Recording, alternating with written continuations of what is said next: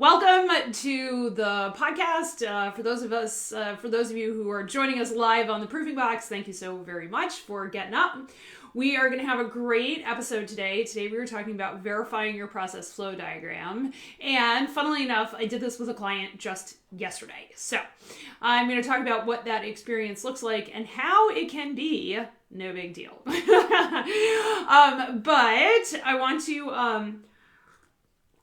I want to start by, first of all, welcoming everybody and join us on the Proofing Box if you are not already there. And if you know somebody, a veteran, my friends, I have a special offer out there for veterans because as y'all know, I am a veteran.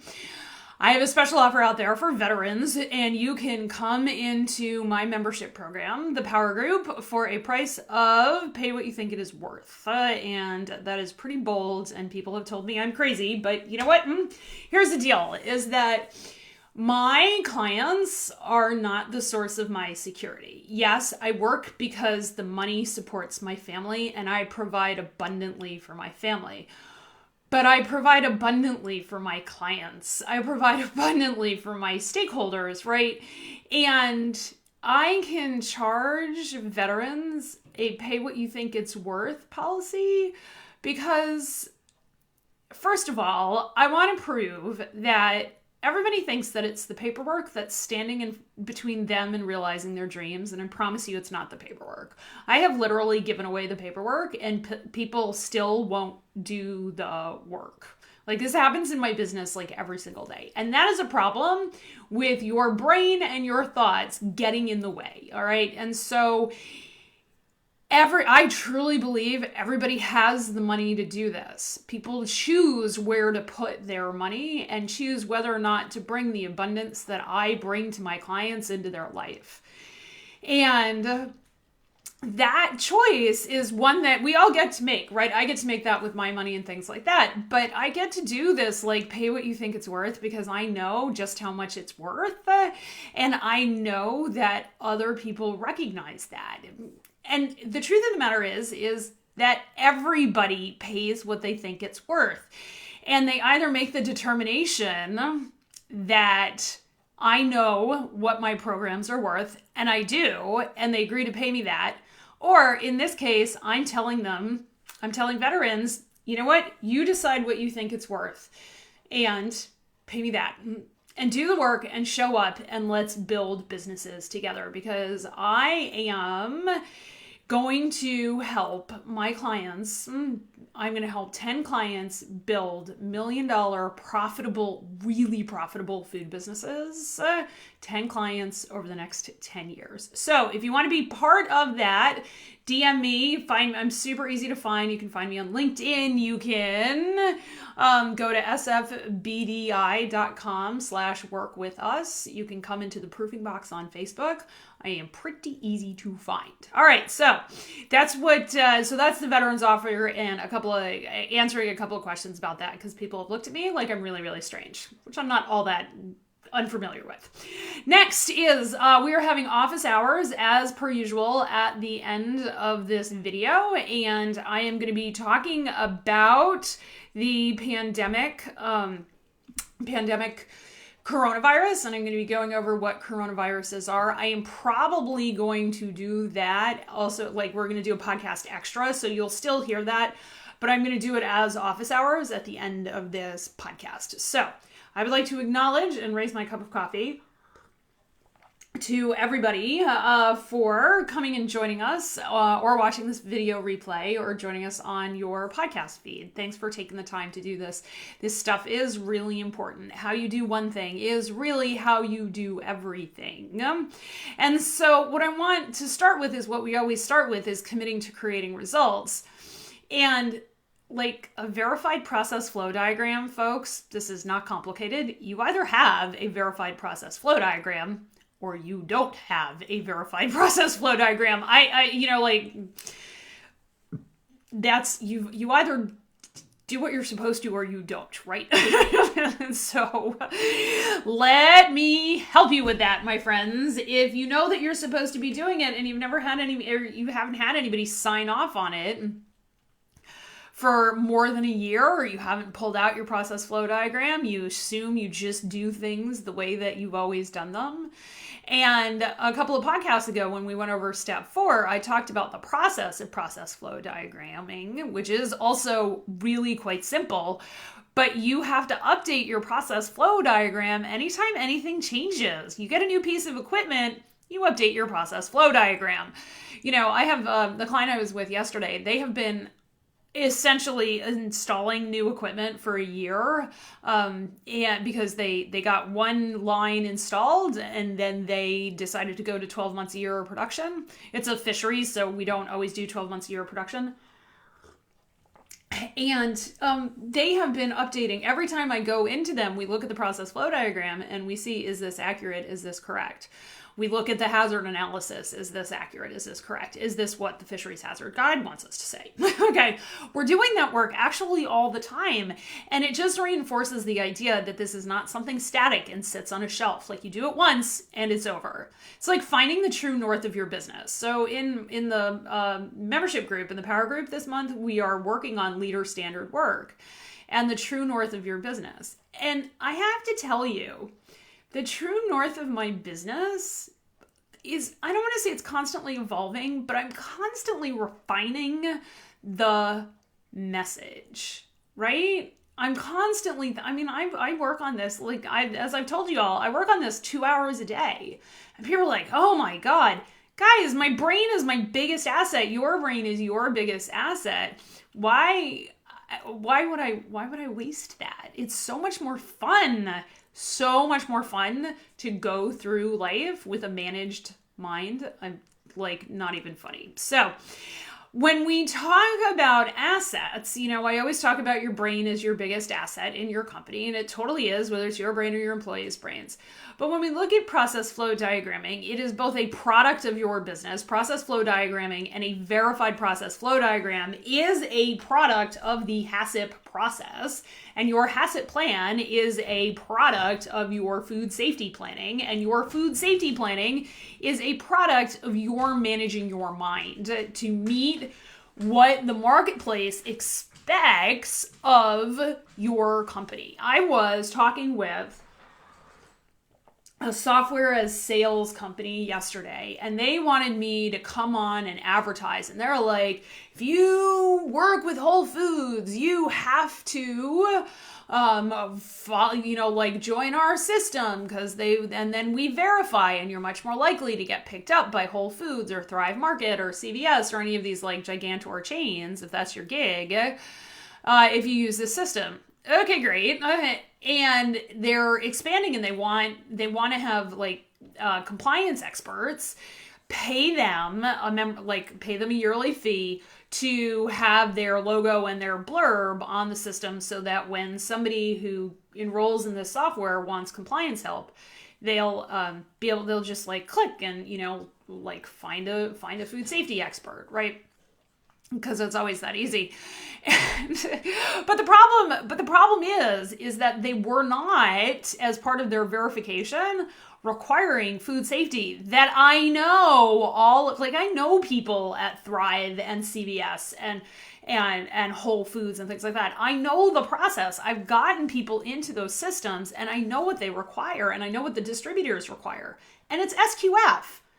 I hate to be Debbie Downer, and I love local food, and I'm truly dedicated to bringing local food to the masses. But the truth of the matter is you need audited food safety plans, and part of your audited food safety plan is a process flow diagram. But to get there, you've got to manage your mind, and you've got to understand what your minimum viable product is. Go back to the podcast episode where we talk about minimum viable product. All right. And it's the idea that it's your food doesn't solve anybody's problem. Your food is necessary but not sufficient to make you successful in the marketplace. You have got to meet government regulations, FSMA, writing a USDA HACCP plan, writing a fisheries HACCP plan, doing foreign supplier verification, GAPs, GMPs, all of that sort of stuff. And you got to meet market expectations on top of that. If you think about this software company, they did not meet the market expectation. My expectation, if they want me to pay them money, is that their minimum viable product includes required food safety documentation. Because I've been doing this for a long time, and I know that unless documentation is literally required, and by the way, it is literally required for Whole Foods, if it's not required by the software and it's not something you have to check off, won't get done. I promise. I did this in the cannabis industry and nobody uploaded documentation. Like, we had this whole verification system. Nobody uploaded. We did it for like a year. It was a colossal failure. I mean, it was a learning failure, and I don't, begrudge the failure at all, but it was a fail. It was a fail because unless it's required, people won't do it. And that's totally human nature. But verified process flow diagrams are required under Codex HACCP, which is what you need to get a GFSI audit, which SQF is one, obviously. It's required under USDA. All right, so if you're doing meat and poultry processing, you are required to have a process flow diagram. Okay, under fisheries, you are not required to have a process flow diagram, but I don't really understand how you do a hazard analysis and create a HACCP plan without it. And under FSMA, you are required to have a process flow diagram. Okay, so, and why I'm really doing this is because a process flow diagram allows you to go through the entire proofing box methodology so that you can manage your mind. You know what result you have to create. You have to create a verified process flow diagram.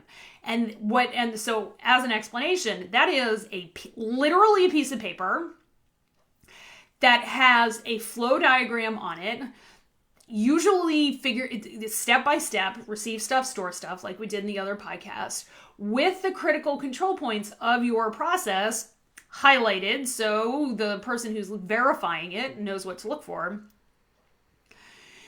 And that's the result that you are trying to create. That is the product that you are going to try and create in your business. It is an asset in your business. A verified process flow diagram is an asset in your business. But you've got to manage your mind to get there, okay? And I totally get that that's super difficult, and that's a lot of what we're going to be talking about on this podcast. And then once we've managed our mind, then we always go to what the actual process is, because everybody says, what's the how? And don't worry, I will give you the how, but I can give you the how. I can give you the pieces of paper. Unless you manage your mind, you're never going to do it. So we always start with the result, and the result is we are going to have a verified process flow diagram where you really understand the how. Like, the how is actually accurate. So we've got the how of how you make your food, and then we've got the how of how you make your process flow diagram. I know it's super meta, but stick with me here, okay? You may have a process flow diagram, and you may even think that you stick with it, right? And for the most part, you probably do, but you have to stick with it like 100%. And you don't know unless you actually do this verification process fairly frequently, okay? And so to many of you, this is really going to seem like a waste of time. Why would I verify what I'm doing when I just want to get out and do it? But think about it. That's like saying, I'm late for this appointment and I don't know where I'm going and I don't have time to put the address in Google Maps. Think about that. That makes no sense, right? That makes no sense at all. You would never say that. And verifying your process flow diagram seems like just one of those things that you have to do. It's another hoop to jump through. But I want to ask you, when you think that, this is just another thing I have to do, how does that thought make you feel? It feels terrible. It feels really burdened. And as we know from our think, feel, act cycle, where thoughts trigger feelings and feelings trigger actions, when you feel terrible and burdened, how do you act? You're never going to do the work you're going to go onto Instagram, you're going to watch Netflix, you're going to have other customers, you're going to go out into the universe and say, hey, how can I get into Whole Foods or get into this next, client without actually having done the work of your minimum viable process, right? You're going to figure out lots and lots and lots of drama, so you don't actually have to do the work. All right. And that's what our brains do, because our brains crave the certainty that drama provides, because we know when we're arguing or when we're getting into it on Facebook, which might have happened to a person or two this week. It's been quite the news week. All of that gives us a hit of dopamine in our brains. I promise you, writing a verified process flow diagram or verifying your process flow diagram is a very subtle joy. And maybe it's time to get used to subtle joys in our life and just knowing that we get our shit done. That's a joy, I promise you, as somebody who gets her shit done. So when we think about this, the point is not for me to beat you up, okay? And I know people are afraid of me, and like, that's their own thoughts. I get it. And I'm out here to like, and I do the podcast to like depict me as a real human being. And I really have so much compassion for people who are caught in feeling terrible and acting outside their own best interests. Which is why I have the questioning tools, water, strive, and light. These are all acronyms that we use to question our own minds. So let's step into a place of integrity and acceptance and compassion for ourselves. And I want you to think about the water acronym, okay? So I start with the water acronym. Guys, I live 2 miles from the coast. And I live 2 miles from the coast for a reason, and it's because I love the ocean and I love looking at the water. I use water and light as a way to question my mind, because I am deeply entranced by how water and light interact, especially on an ocean or a lake or moving water, things like that, okay? So what do you want out of your process flow diagramming? And what do you want out of your process flow diagramming? I don't think many people have really thought about that. I think you do your process flow diagramming because I assign it to you as homework in the classes and you have to. I think you do it because like you were told it was part of doing HACCP planning and you're doing it, but like, why do you want it? And then the question is the A in water, so the W is want. The A in water is, how do you act out of that want? When you want something and you think you want something because somebody else told you to do it, that's never it. Like, do the 5 whys exercise. Why do you want a process flow diagram? Because somebody told me to do it. Well, why are you doing what somebody told you to do? Like, you just keep asking why. And that gets us to the T in water, which is it true? Is that want true, or are there more deep wants that you can identify? Or is there a deeper why that you can identify? Why are you doing what the USDA asked you to do? Because you have to get a USDA grant of inspection. Why do you want a USDA grant of inspection? Because my customers require it. Why do you care whether or not your customers require it? Because I want to go out and serve the people I'm meant to serve, right? I mean, that's like, I'm out there serving the people I'm meant to serve because I deeply believe that I am the conduit to abundance in their life. If y'all listen to me and apply the tools that I teach you, these tools, like, I use them in my own life. Like, my head was a mess this morning when I came in from shoveling. Like, my kids watched me shovel. And if you ever really want to piss me off, watch me work and don't do any work. Okay? So I got inside and my brain was a mess. And I've been up since 5:45 and I was out shoveling by 6 o'clock, right? And my kids watching me work is one of the things that just drives me from 0 to 10, like 60 in like under a minute and a half. And it's all my thoughts. It's all my thoughts. I have this idea that my kids should come out and help me shovel. And my kids have an idea that they should read and eat breakfast. So, it's all our thoughts, right?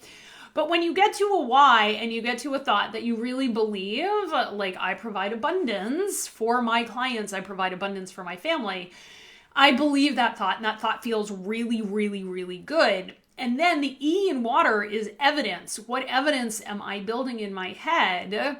Well, I can build evidence while I'm out shoveling that my kids are lazy, or I can build evidence that they are, they have, our school bus stop is a third of a mile away. I have one of the longer walks of anybody I know because the school buses now all stop every 20 feet.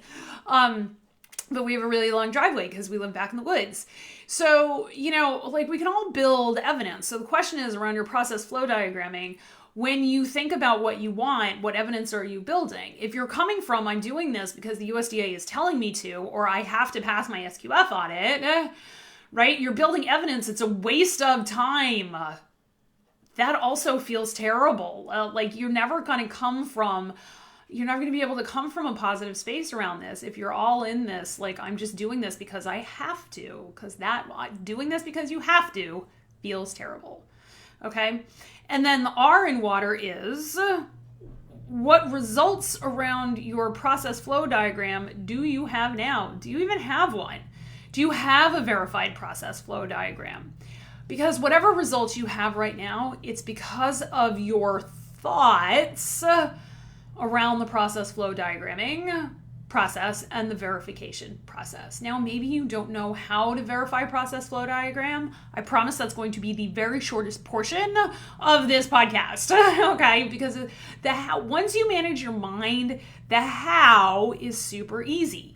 All right. And so now that you have your 5 whys, do the exercise, write this stuff down, not if you're driving, write down your 5 whys about why you think having a process flow diagram is super important. All right. And get to a why that you believe and just believe it. All right. And know that sometimes you're going to argue against it and nothing is going wrong. Okay. Half the time we don't feel all that good about our food safety planning process and nothing is going on. Nothing's wrong, right? It just is. And we put that aside and we show up to food safety planning anyway, knowing that it's not always going to feel like that. Okay. So with our minds managed, let us move to how you actually verify the process flow diagram. Okay, so verifying the process flow diagram is actually fairly easy. The first thing that you do is you make sure you have a documented process flow diagram. It is on a printed piece of paper. Okay, please don't bring your computers back into your production room because they're gross and dirty, and you should see the things we swab off of computers and phones, my friends. Okay, so bring a piece of paper and a pen. Okay, I just went into a very high risk, ready to eat seafood. Cooked processing, and I had a piece of paper and a pen. Okay, so totally possible.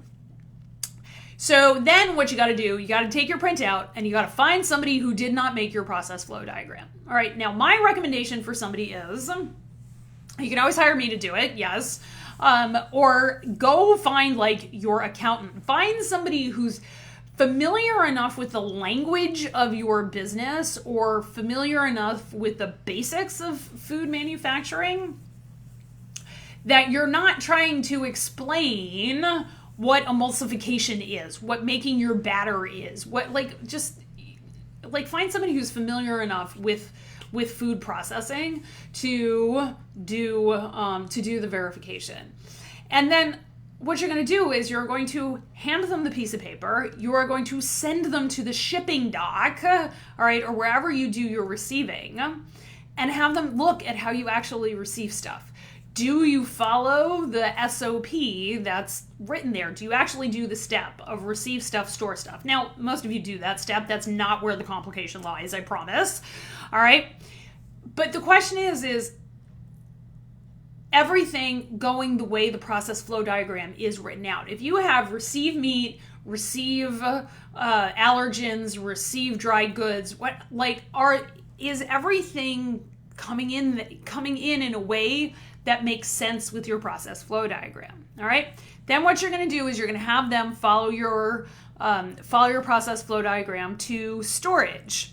Right? Storage, pretty obvious, all right? And we're not actually auditing storage around, are your allergens above or below or doing any of that sort of stuff. This is just process flow diagramming. Did the stuff go from the warehouse to storage, or did it go from the loading dock to storage Or did it go directly from the loading dock to processing? Because you have to know that, because you'll have to add an extra arrow. It's no big deal. You just have to add an extra arrow that goes receiving processing, not receiving storing processing, right? You only figure that out by having somebody stand there and look and ask those kinds of questions, right? Then from storage, you go out onto your processing floor. And then here is where you kind of just have to walk. You just got to walk it and say, okay, stuff comes in here, it goes here, it goes here. So yesterday I was at one of my clients and they process crustaceans, and we were walking the line because they had just started up a new processing line. And we were on one side of the line, and they have a work in process. So they save off bags of product for reprocessing, because to kind of smooth out inventory and things like that, give people something to do sometimes. And the way their process flow diagram was set is that everything came through the tunnel freezer, and then it was bagged and sent into storage. But the way and then it would come back to get scored and glazed and rebagged so that it could be sold. But but what was actually on the process flow diagram, when the bags of stuff that was work in process, the way they had it written is it went back through the tunnel freezer. But it doesn't have to go back through the tunnel freezer, right? And I know that's super subtle and that's not a big deal, but it was one arrow that was wrong. And the problem is that on an audit, if you don't do what your process flow diagram says, that's a finding on your audit. And we use process flow diagrams to train people. And so if your process flow diagram isn't accurate and somebody takes a product that's already frozen and runs it back through the tunnel freezer, that's a waste of time, talent, energy, motion. Like it's a production waste, right? You can all see that. And we would never have caught it unless we actually walked the process. That's all. And the only fix to that is like moving the arrow on the document, right? And we can all do that. You know how to manipulate your Microsoft Word or Google products well enough to move your arrow, right? And so literally that was it. We walked onto the processing floor and we looked at it and we fixed a few things. And then I signed off on it. Like, that's all. Really, that's really, really, really all. And what I want to emphasize is that when something is not flowing, something is not in agreement between the piece of paper and the actual process flow, if there's nothing wrong with your process flow, change the piece of paper. We always change pieces of paper before we change the actions of human beings because it's way easier. Okay? So that's really how you do it. And then I also want to tell you that anytime something changes with your production process, you actually have to go and re-verify your whole HACCP, your hazard analysis, as well as your process flow diagram. And you've got to come in and you've got to re-verify the process flow diagram. Okay?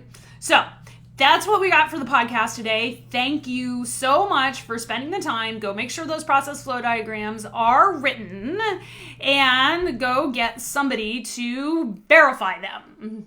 All right, everybody have a day full of awesome, and you're amazing. Okay, so with that, thanks everybody for joining me today. And now I want to dive into talking about coronavirus. I have been getting a ton of questions about coronavirus and what on earth is going on. And so office hours this week are dedicated to coronavirus. So I want to start with understanding what coronavirus is. All right, so Coronaviridae. So we're going to do a little virology 101. So Coronaviridae are a group of viruses that cause diseases in animals. Lots of different kinds of animals, mostly mammals and birds. And in people, they by and large cause respiratory infections. So if you've had a cold, you've had a coronavirus, because we think most of our colds are coronaviruses. The problem is when they mutate, okay, and they become SARS or MERS or the novel coronavirus that we have. There are no vaccines or antiviral drugs. There are people who are creating them. I will tell you, we have plenty of coronavirus vaccines in animals. And that's really kind of where this story starts. All right. So coronaviruses are in all of our respiratory systems. They are called enveloped viruses. And viruses are in two kinds. There are two kinds of viruses. We have enveloped viruses and non-enveloped viruses. Non-enveloped viruses, so parvovirus is a non-enveloped virus. And for those of you who have animals, you know that parvovirus, or well, maybe you don't, but no.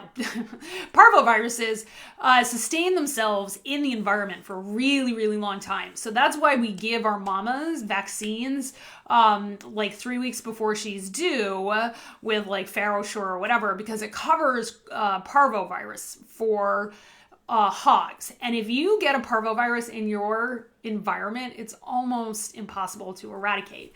I went to vet school in Georgia, as many of y'all know, and we have a huge parvovirus problem because we only have like a 50% vaccination rate. If you want to like keep your puppy healthy, get them those puppy vaccines. Coronaviruses are definitely in those vaccines, and parvovirus is in there. And parvovirus is an unenveloped virus, which means it has this shell on the outside of it that is very hardy, and it persists in the environment for a very long time. Coronaviruses have an envelope, and that envelope is like a lipid, and it is not hardy, and that when that lipid dissolves, the coronavirus itself also dissolves. Coronaviruses they're so named because when you look at them under a scanning electron micrograph, they look like they have a halo because they have all these proteins sticking out from the surface of the viral particle, and it under a microscope it looks like a halo. All right, because of course corona means crown or halo in Latin, and we only discovered these in the 60s when this scanning electron microscopy was coming about. All right, so it causes infectious bronchitis in chickens, which you should have your chickens vaccinated for by the time they get to you. It causes respiratory disease in pigs. It causes, and then in people we have lots of issues. So so that's kind of the morphology, how it looks of the coronavirus. Coronaviruses as respiratory viruses are communicated when an animal coughs or when a person coughs.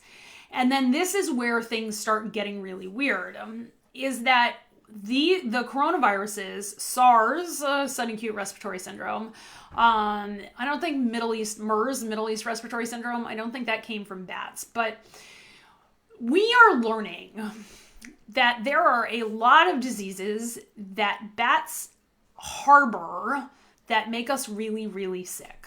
Okay. I don't think anybody really knows why they are so cross-infectious. So any disease that an animal can give a person is called a zoonotic disease. And bats across the world have lots and lots of zoonotic diseases. The most common one anybody's ever heard of is rabies. So I live in Maine. We're in a rabies endemic area. And about 20% of the bat population has rabies, right? So in Australia, we call that bat lyssavirus. Other people know bat viruses as Marburg.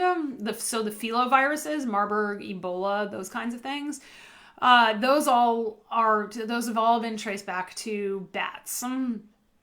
The coronavirus, SARS, was traced to a bat origin, and the novel coronavirus, we're just calling it novel coronavirus, also has a bat origin.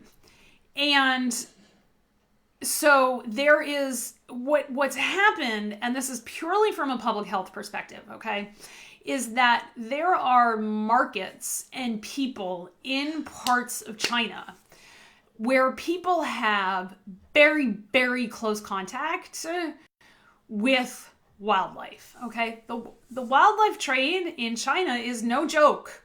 It's no joke, folks. And the proximity within which people and wildlife and domesticated animals live in contact create a kind of perfect storm for zoonotic disease transmission. Okay. And so what happens is that somebody gets the disease and then the public health infrastructure doesn't catch the disease. And diseases only really become super problematic when all of these statistics about the disease start multiplying from what we call the index case. All right, so this is a little bit of public health stuff around the coronavirus. All right, so we have actually very little idea of how many people are infected in China and how many deaths, because the Chinese government systematically underreports, and they by and large do not participate in our public health planning infrastructure. And they use a lot of their position on the Security Council in the UN. It is the rare time, and it has happened, it happened in the Ebola outbreak, but it's the rare time that China really in full force participates in public health conversations. And that's for lots of different reasons that the communist government will give.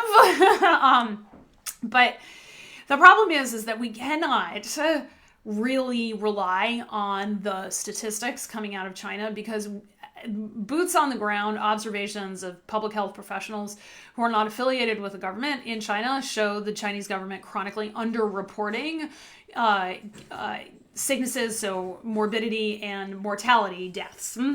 So there's some question about how the virus might have entered from bats. The index case said that transmission may have occurred at the Hunan fish market, wildlife and meat and fish, but the analysis of the virological, like the gene sequencing analysis from the first cases don't show a really clear picture. What they do show is that there were 13 people in those initial cases that had no contact with the fish market. And it's entirely possible then, even though people are looking at this fish market, that the infection happened elsewhere and it's being spread person to person. So there are people who are sick who report no contact with wildlife, which the only other thing to say is it's person to person contact. If you're not interacting with animals and you're interacting with people and you get sick with a respiratory disease, it comes from the people, right? So the other thing is that it is entirely possible, looking at the genetic sequencing, that this has been going on for much, much longer than the first reported case, which was 21 December, and that the virus may have been circulating months earlier than that, all right? And the virus could have been in the population and causing disease. One of the things we don't know about this virus is whether or not people are infectious during what we call the latent period. And the latent period is where you have a virus in your body and you're showing no signs of it. One of the things that is worrying about this virus is that people are infectious during the latent period. That is worrying because we have to worry about something called the reproductive index, or the R0 of the virus, okay? So the R0 of the virus right now is at 2.2, and that's the number of people on average who are infected by a single infected person. In comparison, SARS, the R0 was about 3. In the only pandemic that we are experiencing right now in the world, which is AIDS, HIV/AIDS, the R0 is also 3. When we get the R0 below 1, that's when we've stopped infections, right? That's when the outbreak is halted. So that's some of the some of the epidemiology. The incubation period, it looks like, is about 5.2 days, kind of between 4 and 7. And there's lots of things to be worried about, because what we are getting these reproductive rates based on data that we don't 100% trust. So there are lots of people who are looking at things like looking at better data. The Lancet has published that the R0 is 2.6 and the case doubling time is 6.4 days. So every 6.4 days, we have double the number of cases, which means that there are closer, as of the end of January, so a couple of weeks ago, 25,000 cases in Wuhan. And what then transmission rates are based on some other statistics and some case fatality rates. If you do the math, all right, which I'm not going to go over, there are virologists who have calculated the case fatality rate is 3%. The 1918 Spanish flu was less than 3%, okay? And that, I think the estimates of the Spanish flu and, like the soldiers that they brought it back from World War I, the Spanish flu wiped out a lot of our population, like a really high percentage of our population. So that's some of the epidemiology and the virology. And what I really want to make a case for is supporting public health infrastructure. Okay, because we only know these things when we have accurate numbers that we can rely on. So with all of that said, what do? Well, what's happening is that they're quarantining everybody, they're locking everybody down, and they are letting nobody in or out. This is actually the wrong response. If you look at the Ebola response in Africa in 2015, 2016, the UN Security Council authorized the use of military force to help with the logistics of it. So we didn't go in with guns blazing, because you can't go in with guns blazing against a virus because it doesn't work. But we set up military hospitals and things like that, and we deployed in a military epidemiologists. Like, you probably don't know that we have military epidemiologists, but we do. Epidemiology is very important in the military. Okay, and and what was fascinating is because we had that logistical response and we set up hospitals and things like that, we were able to halt the outbreak and not create a pandemic. So when you have an outbreak of disease, all right, you can have isolated cases, you can have epidemics, which is cases that are geographically isolated. So the Ebola virus was an epidemic because it was geographically isolated to only a few countries: Sierra Leone, the Central African Republic, and the Congo, I think. And no, the Congo is the Central African Republic. One more country whose name I'm forgetting. But it was isolated to those areas, and so it was an epidemic, not a pandemic. HIV/AIDS is a pandemic because it is worldwide, and the only places that don't have any cases of HIV are the ones who refuse to report. We know HIV is everywhere, right? That's what makes it a pandemic. That's the only pandemic that we are currently under.